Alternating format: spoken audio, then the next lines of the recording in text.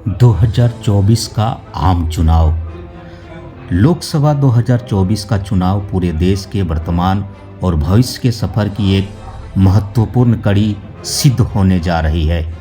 2024 का यह आम चुनाव यह तय करेगा कि आने वाले समय में हिंदुस्तान विकसित राष्ट्र की ओर डग भरने में कितनी सक्षमता प्राप्त करता है, या फिर हम भारत के लोगों का सपना, विकसित राष्ट्र का सपना वास्तविकता की उड़ान तक पहुंच पाने में फिसल सा जाएगा। 2024 का आम चुनाव पूरे देश में 543 सांसदों का चुनाव। इनमें से झारखंड से 14 सांसद झारखंड के मतदाताओं के मत विजेता के तौर पर संसद भवन में देश और प्रदेश की तकदीर लिखेंगे। 2024 के लोकसभा के चुनाव पर झारखंड के किस संसदीय क्षेत्र में क्या वर्तमान राजनीतिक परिदृश्य है, यह जानने से पहले यह बता देना लाजमी रहेगा कि 2019 के लोकसभा चुनाव में झारखंड की 14 लोकसभा सीटों में से 12 सीटों पर भारतीय जनता पार्टी और एनडीए गठबंधन के दलों ने जीत हासिल की थी। शेष 2 सीट में से एक चाईबासा की सीट से कांग्रेस की प्रत्याशी गीता कोड़ा ने जीत हासिल की थी, तो वहीं राजमहल से झारखंड मुक्ति मोर्चा के उम्मीदवार विजय हांसदा विजयी रहे थे। हालांकि कांग्रेस सांसद गीता कोड़ा अब कांग्रेस को अलविदा कह चुकी है और कमल का दामन थाम चुकी है। अब आते हैं 2024 के चुनाव पर। चुनावी सह और मात से पूर्व जो दलों से दामन बदलने का सियासी सुरूर चलता है, अमूमन सभी प्रदेशों में, झारखंड में भी वह सिलसिला शुरू हो चुका है। गीता कोड़ा जहां अब भाजपा के गीत गा रही है, तो वहीं झारखंड का एक नौजवान भी खूब चर्चे में चल रहा है। गिरिडीह संसदीय क्षेत्र से चुनाव लड़ने का ताल ठोक दिया है इस नौजवान ने। नाम है जयराम महतो। तो आइए आज गिरिडीह लोकसभा क्षेत्र से ही चर्चे का श्री गणेश करते हैं। गिरिडीह जिसकी पहचान झारखंड की अस्मिता से जुड़ा पारसनाथ है। गिरिडीह लोकसभा क्षेत्र में कुल 6 विधानसभा क्षेत्र हैं। गिरिडीह, डुमरी, टुंडी, बैरमो, बागमारा और गोमिया। वर्तमान में गिरिडीह, डुमरी और टुंडी विधानसभा से झारखंड मुक्ति मोर्चा ने इसमें कब्जा जमा रखा है, तो वहीं बैरमो विधानसभा में कांग्रेस का विधायक है। बागमारा में पिछले कई विधानसभा चुनावों से भारतीय जनता पार्टी के ढुल्लू महतो जीतते चले आ रहे हैं। गोमिया से आजसू के डॉक्टर लंबोदर महतो विधायक हैं। हालांकि पिछले लोकसभा चुनाव में यानी 2019 में भारतीय जनता पार्टी ने गिरिडीह में अपने दिग्गज राजनेता का टिकट काटकर गिरिडीह अपने सहयोगी दल आजसू के हवाले कर दिया था और आजसू नेता चंद्रप्रकाश चौधरी एनडीए प्रत्याशी के तौर पर गिरिडीह से रिकॉर्ड वोटों से विजयी हुए थे। अब जरा आप ये भी जान लीजिए कि गिरिडीह लोकसभा से कब और कौन सांसद रहा। देश के पहले आम चुनाव यानी 1952 में एमपी सिंह गिरिडीह से कांग्रेस पार्टी के सांसद बने थे। गिरिडीह संसदीय क्षेत्र का झारखंड की राजनीति में शुरू से ही गहरा प्रभाव रहा है। यहां से चुने गए बिंदेश्वरी दुबे एकीकृत बिहार के मुख्यमंत्री रह चुके हैं। झारखंड अलग राज्य के प्रणेता विनोद बिहारी महतो राज्य के सर्वमान्य नेता माने जाते रहे हैं। वहीं डॉक्टर सरफराज अहमद एकीकृत बिहार के कांग्रेस के प्रदेश अध्यक्ष भी रह चुके हैं। इस लोकसभा क्षेत्र से पहला सांसद बनने का सौभाग्य कांग्रेस के एमपी सिंह को मिला था। उसके बाद 1957 और 1962 में जनता पार्टी का गिरिडीह लोकसभा पर कब्जा रहा। क्रमशः एसके मतीन और ठाकुर बटेश्वर सिंह जनता पार्टी के टिकट पर गिरिडीह से सांसद बने थे। वहीं वर्ष 1967 के चुनाव में यहां कांग्रेस पुनः वापस लौटी और इम्तियाज अहमद गिरिडीह से विजयी हुए थे।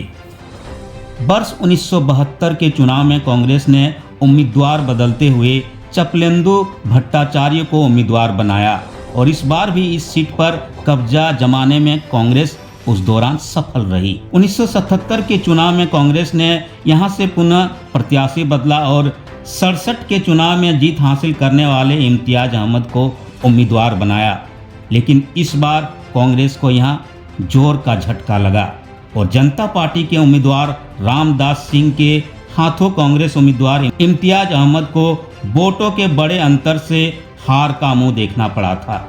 लेकिन 1980 और 84 के चुनाव में इस सीट को एक बार फिर अपनी झोली में डालने में कांग्रेस सफल रही थी।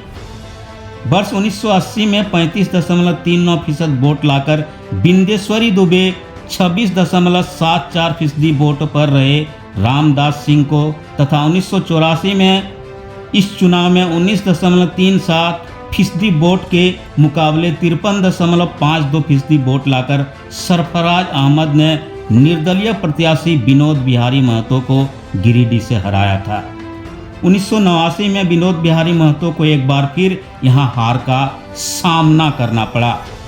इस बार भारतीय जनता पार्टी के रूप में लड़ते हुए रामदास सिंह ने निर्दलीय विनोद बिहारी महतो को पराजित कर अपनी दोबारा वापसी करने में गिरिडीह में सफलता पाई थी, लेकिन वोटों का अंतर बहुत ही कम था। रामदास सिंह को 33.92% तो विनोद बिहारी महतो को 32.23% वोट मिले थे। वर्ष 1991 के चुनाव में भारतीय जनता पार्टी इस सीट को बचाने में विफल रही। भाजपा के रामदास सिंह को इस बार झारखंड मुक्ति मोर्चा के प्रत्याशी के रूप में लड़ते हुए विनोद बिहारी महतो ने 48.21% वोट लाकर हरा दिया। रामदास सिंह को 31.79% वोट ही मिल पाए। एक साल बाद ही इस संसदीय क्षेत्र को पहली बार उपचुनाव ही देखना पड़ा, कारण कि उम्र के अंतिम पड़ाव में पहुंचे विनोद बिहारी महतो का यहां निधन हो गया। 1992 के उपचुनाव में विनोद बिहारी महतो के पुत्र राजकिशोर महतो झारखंड मुक्ति मोर्चा के टिकट पर लड़ते हुए गिरिडीह से चुनाव जीत गए। रामदास सिंह को उनके हाथों हार का मुंह देखना पड़ा था। वर्ष 1996 के चुनाव में यह सीट एक बार फिर भारतीय जनता पार्टी की झोली में आ गई। न केवल 1996 बल्कि 98 और 99 के चुनाव में भी इस सीट पर भाजपा का ही कब्जा रहा। तीनों बार रविंद्र कुमार पांडे को जीत का स्वाद चखने का मौका मिला। पांडे ने 1996 में जनता दल के डॉक्टर सबा अहमद को तथा 1998 और 99 के चुनाव में कांग्रेस पार्टी के राजेंद्र प्रसाद सिंह को गिरिडीह से पराजित किया था। 1998 में रविंद्र कुमार पांडे को जहां 45.50% और राजेंद्र सिंह को 34.54% वोट मिले थे, तो वहीं 1999 के चुनाव में पांडे को 56.70 एवं सिंह को 42.97% वोट ही मिले थे। वर्ष 2004 के चुनाव में भारतीय जनता पार्टी यहां पर चौका लगाने में विफल रही। इस बार हजारीबाग जिला स्थित मांडू विधानसभा क्षेत्र के कई बार के विधायक रह चुके टेकलाल महतो को यहां से झारखंड मुक्ति मोर्चा का उम्मीदवार बनाया गया। समीकरण कुछ ऐसा बना कि गिरिडीह लोकसभा क्षेत्र की राजनीति में पहली बार कूदने के बावजूद टेकलाल महतो ने भाजपा के रविंद्र कुमार पांडे को वोटों के बड़े अंतर से पराजित कर दिया। टेकलाल महतो को जहां 49.03% तो वहीं रविंद्र कुमार पांडे को 28.06% ही वोट मिले। वर्ष 2009 का चुनाव यहां कई मायनों में अलग और चौंकाने वाला रहा। भारतीय जनता पार्टी के रविंद्र कुमार पांडे ने पिछली हार का बदला लेते हुए टेकलाल महतो को 94,000 वोटों से हरा दिया। रविंद्र कुमार पांडे को कुल 2,33,435 तथा टेकलाल महतो को 1,38,697 वोट मिले थे। वहीं झारखंड विकास मोर्चा के टिकट पर चुनाव लड़ने वाले डॉक्टर सबा अहमद को कुल 1,26,707 वोटों के साथ यहां तीसरा स्थान प्राप्त हुआ था। इस चुनाव में यहां सभी पुराने समीकरण बिखर गए। पिछले चुनाव में 3M यानी महतो, मांझी यानी आदिवासी और मुस्लिम वोट का विशेष रुझान और गठबंधन के तहत कांग्रेस का पूर्ण सहयोग मिलना टेकलाल महतो की जीत का प्रमुख कारण समझा जाता था। किंतु इस चुनाव में 3M के वोट बिखर गए और कांग्रेस वोट भी टेकलाल को नहीं के बराबर मिल पाए थे। परिणामतः बदले समीकरण में रविंद्र कुमार पांडे एक ब्रेक के बाद पुनः यहां वापसी करने में वे कामयाब रहे थे। दूसरी ओर राजनीति के कई दिग्गज खिलाड़ियों को भी यहां क्लीन बोल्ड होना पड़ा था। बोकारो से कई बार विधायक रहे अकलूराम महतो वाम मोर्चा संबंधित भाकपा उम्मीदवार थे, किंतु महज 27,641 वोट ही ला सके थे। इसी प्रकार डुमरी से कई दफा विधायक रहे किसी समय के दिग्गज झारखंड मुक्ति मोर्चा नेता शिवा महतो भी मासस प्रत्याशी के रूप में चुनाव लड़ते हुए 6,038 से अधिक वोट नहीं ला सके। वर्ष 2004 के चुनाव में 81,000 वोट के साथ तीसरे स्थान पर रहे बहुजन सदान मोर्चा के उम्मीदवार इंद्रदेव महतो की स्थिति तो गिरिडीह में और भी खराब रही। उन्हें इस बार महज 20,803 वोट ही मिले। 2009 के बाद 2014 के चुनाव में भी भारतीय जनता पार्टी के उम्मीदवार रहे रविंद्र कुमार पांडे यहां से जीते, लेकिन 2019 के चुनाव में एक बार फिर परिदृश्य बदला। 2009-14 में भारतीय जनता पार्टी के रविंद्र कुमार पांडे और 2019 के चुनाव में चंद्रप्रकाश चौधरी गिरिडीह से सांसद बने। अब 2024 में गिरिडीह का क्या परिदृश्य होगा? हमारा संविधान जाति पंथ मजहब किसी प्रक्रिया के लिए आधार नहीं होना चाहिए की बात करता है, लेकिन चुनावी समीकरण जाति पंथ आधार से प्रारंभ होता है। गिरिडीह में 3M फैक्टर महतो मांझी यानी आदिवासी और मुसलमान बेहद अहम रखता है और इससे ही साधने की कवायद में सभी पार्टियां जुटी रहती है। हालांकि लोकसभा का चुनाव राष्ट्रीय मुद्दों पर लड़ा और जीता जाता है, इसके बावजूद सेफ जोन जाति और पार्टी की काट ही होती है। ये तो रही 2019 तक की गिरिडीह लोकसभा की बानगी, लेकिन अब जब 2024 का समर शुरू होने जा रहा है तो ऐसे में भाषा खतियान और यहाँ के जनमानस के जन मुद्दों को आधार बनाकर झारखंड की राजनीति में उभरे जयराम महतो ने गिरिडीह से लोकसभा का चुनाव लड़ने का ऐलान कर दिया है। झारखंड की 14 सीटों में से आरक्षित सीटों को छोड़ दे तो आखिर गिरिडीह का ही चुनाव क्यों किया गया होगा? इसके पीछे पिछले चुनाव के परिणाम और जमीनी मंथन भी जयराम की टीम ने जरूर किया होगा।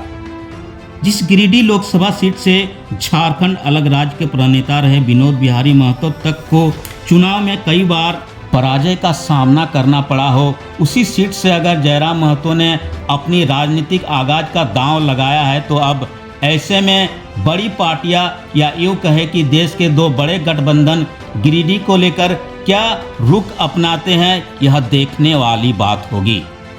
सूत्र बताते हैं कि जयराम की कुर्मी महतो के जवाब में एनडीए और इंडिया गठबंधन भी कुर्मी महतो कार्ड गिरिडीह लोकसभा सीट के लिए खेल सकती है। एनडीए यानी भारतीय जनता पार्टी गिरिडीह से पूर्व सांसद टेकलाल महतो के पुत्र और मांडू से बीजेपी के विधायक जयप्रकाश भाई पटेल यानी जेपी पटेल को गिरिडीह के रन में उतार सकती है। अगर ऐसा हुआ तो एक तरफ जयराम तो दूसरी तरफ जयप्रकाश होंगे। अलबत्ता मामला यहीं तक नहीं थमेगा। इंडिया यानी झारखंड मुक्ति मोर्चा यहाँ से सूत्र की माने तो गुरुजी के बेहद करीबी और प्रदेश के दिग्गज राजनेता टुंडी से विधायक मथुरा प्रसाद महतो को गिरिडीह का मोर्चा दे सकती है। यानी गिरिडीह के रन में तू डाल डाल तो मैं पात पात का खेल देखा जा सकता है। यहाँ एक और पेच है, अगर एनडीए यहाँ से आजसू को रिपीट करती है तो ऐसे में वर्तमान में चंद्रप्रकाश चौधरी तो मैदान में हैं ही।